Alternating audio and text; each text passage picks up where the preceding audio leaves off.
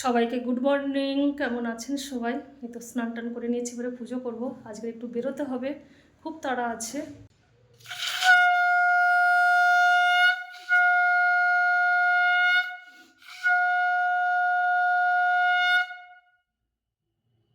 আজকে পালং শাক রান্না করব, সিম, বিনস, কচু, আলু, বেগুন দিয়ে, কাঁচকলা, আলু, ঝিঙ্গা আর সয়াবিন দিয়ে একটা তরকারি করছি।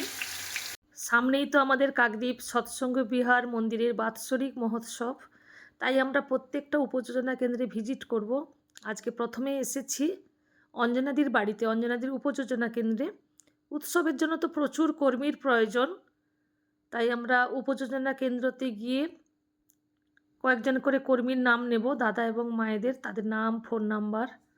এই যে যেতে পারবে তো, সে তো মনে হয় নিগমানন্দ রেতে আর যেখানে দুর্গা মাইতি দেখো, দুর্গা মাইতি 9735 সুমন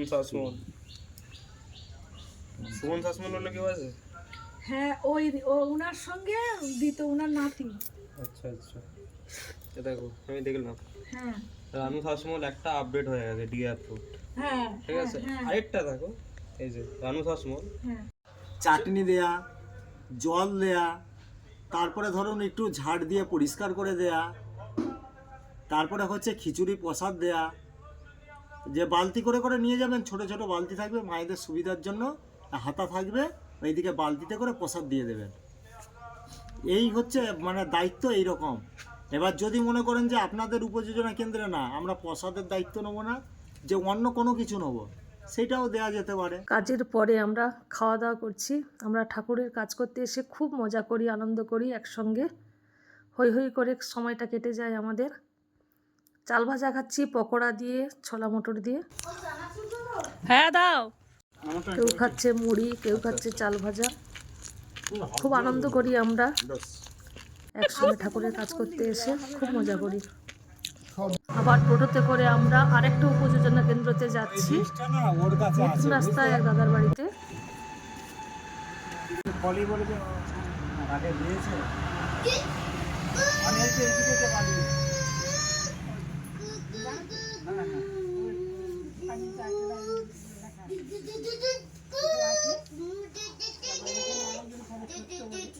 তারপর আমরা নেমন্তন্ন করতে আর একজন দাদার বাড়িতে এসেছি। এখানে এসে দেখছি একটা পাখি কথা বলে, আপনাদের দেখাই।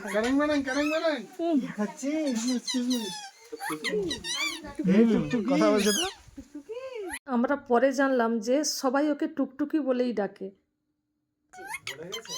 ও টুকটুকি, টুকটুকি, হ্যাঁ ও টুকটুকি।